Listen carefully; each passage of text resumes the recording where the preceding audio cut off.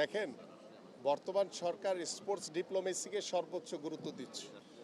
আর cricket যেহেতু আমাদের একটি মর্যাদার জায়গা, ক্রিকেট যেহেতু আমাদের বিশ্ব ক্রিকেটে আমাদের অত্যন্ত সুদৃঢ় একটি অবস্থান রয়েছে, সেই ক্ষেত্রে বিগত সময়ের একটি ঘটনাকে কেন্দ্র করে বিশ্বকাপ ক্রিকেটকে কেন্দ্র করে যে একটি টানাপোড়েন হয়েছে, আমরা দৃঢ়ভাবে বিশ্বাস করি। ইতিমধ্যে আমি নিজেই আমাদের যে ইন্ডিয়ান অ্যাম্বাসিতে আমি কথা বলেছি, তারাও আমাদের সাথে কথা বলেছে। তারা সবাই ওয়েট করছে যে সেপ্টেম্বরে ভারত বাংলাদেশে আসবে, আসার পরে বিগত সময় যে ছোট্ট একটি যে ঘটনাকে কেন্দ্র করে যেই একটি টানাপোড়েন হয়েছিল, আমি মনে করি সেটাকে কাটিয়ে উঠে ইনশাল্লাহ আমরা সুন্দরভাবে পার্শ্ববর্তী সকল দেশের সাথেই আমাদের যে স্পোর্টস ডিপ্লোমেসি, আমাদের যে যোগাযোগ চলাচল সব কিছুই খুব স্বাভাবিকভাবেই সেটা চলমান থাকবে ইনশাল্লাহ। আসলে যারা প্রতিভাবান ওইরকম ছেলেপেলে যাতে আমাদের এই নতুন করে স্পোর্টসের মূল লক্ষ্যই হচ্ছে যে প্রতিভাবানদেরকে তুলে নিয়ে আসা এবং তাদেরকে আগামী 5 বছর 10 বছর মেয়াদি তাদেরকে এবং তাদের পরিবারের সকল দায় দায়িত্ব গ্রহণের মাধ্যমে কিন্তু আমরা সেই খেলোয়াড়দেরকে প্রতিষ্ঠিত করতে চাই যারা ভবিষ্যতে বাংলাদেশের ফ্ল্যাগকে বিশ্ব মানচিত্রে উপস্থাপন করবে। তো সেই ক্ষেত্রে আমাদের বিকেএসপি সার্বিকভাবে সহযোগিতা করছে। আমাদের স্থানীয় পর্যায়ে যারা বিভিন্ন ইভেন্টের ফুটবলের কোচ, ক্রিকেটের কোচ, সাঁতারের যারা কোচ রয়েছেন, প্রত্যেকটি ইভেন্টেরই কোচরা কিন্তু সেই খেলোয়াড়দেরকে বাছাই করছে এবং আপনাদের আজকে যারা জাতীয় পর্যায়ে অংশগ্রহণ করছে তাদের থেকে বাছাই করে, এবং যদি কোনো ভালো সাঁতারু কিংবা ভালো কোনো অ্যাথলেট তারা যদি গ্রামে হয়তো বা কোনো কারণে তারা আসতে পারেনি এখানে, তাদেরকেও আমরা কালেক্ট করে আমরা জাতীয় পর্যায়ে এনে তাদেরকে বাছাই করার মাধ্যমে আমরা বিকেএসপিতে তাদেরকে ভর্তি করার সুযোগ করে দিব এবং সেই বিকেএসপিতে তার পড়াশোনা, খেলাধুলা সে যতদিন নিজেদেরকে প্রতিষ্ঠিত করতে না পারে ততদিন আমাদের এই সহযোগিতা সার্বিক সুযোগ সুবিধা তাদের জন্য অব্যাহত থাকবে।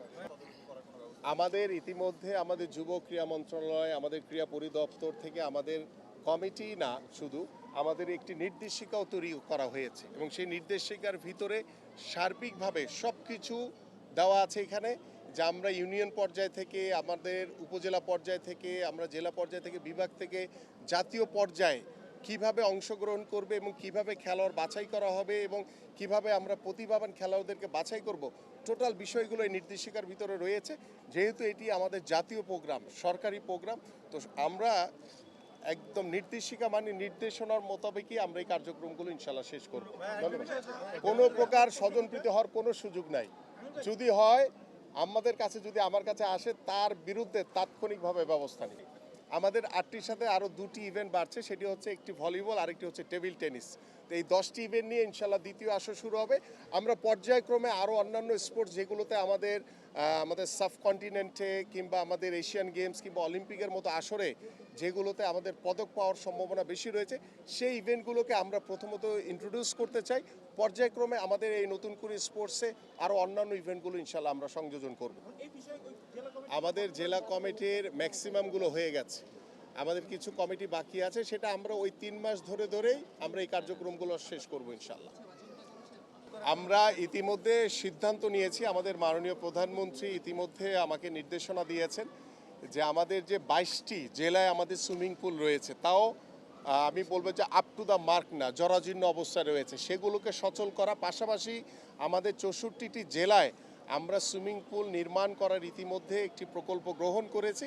ইনশাল্লাহ পর্যায়ক্রমে আমাদের আগামী 5 বছরের ভিতরে আমরা আশা করছি যে ইনশাল্লাহ 64টি জেলায় যাতে আমরা এই ধরনের একটি আন্তর্জাতিক মানের সুইমিং পুল আমরা গড়ে তুলতে পারি। কারণ এই প্রত্যেকটি সুইমিং পুলের পিছনে আমাদের কিন্তু নতুন করে স্পোর্টসে যারা অংশগ্রহণ করছে প্রত্যেকটি জেলা থেকে, ইউনিয়ন থেকে, তারাই কিন্তু সেখানে তারা অংশগ্রহণ করবে, তারা সাঁতার শিখবে, তারা সাঁতার কাটবে এবং তাদের ভিতর থেকে আমরা জাতীয় পর্যায়ে ভালো সাঁতারু আমরা গ্রহণ করতে চাই, যারা বাংলাদেশের পতাকা তারা বিশ্ব মানচিত্রে উপস্থাপন করবে। Thank you.